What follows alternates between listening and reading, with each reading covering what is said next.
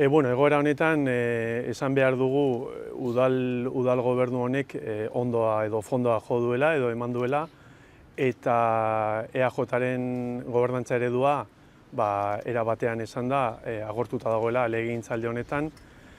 Eta egoera horren aurrean uste dugu egin behar dugula edo egin behar dela aldaketa sakon bat. Eta aldaketa sakon bat egiteko proposamen bat luzatuko dugu, eta proposamena izango da udal gestora bat sortzea, zeinetan alderdi guztia parte hartuko dugun.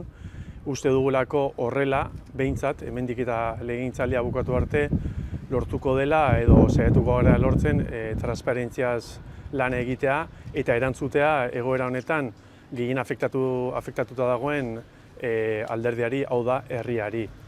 Eta puntu horretan, esan beharra daukagu eta ikusita alkateak prozesu guzti honetan bere zilegitasuna guztiz galdu duela, ez du lidergorik izan, gaineratu behar dugu informazioa eskutatu digula prozesu guzti honetan eta trabak jarri dizkigula, puntu horretan esan behar dugu alkateak dimititu behar duela, alkateak bere kargua utzi behar duela, ez daukalako zentzurik, ez daukalako kabidarik gure proposamenean.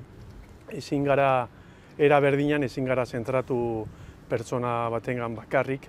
Hemen esan behar duguna da EAJak izan duen jokabidea eta EAJ daukan gobernatzeko eredua eraman gaituela puntu honetara, eta eredu hori agortuta dagoela, eta horregatik proposatzen dugu aldaketa sakon hau.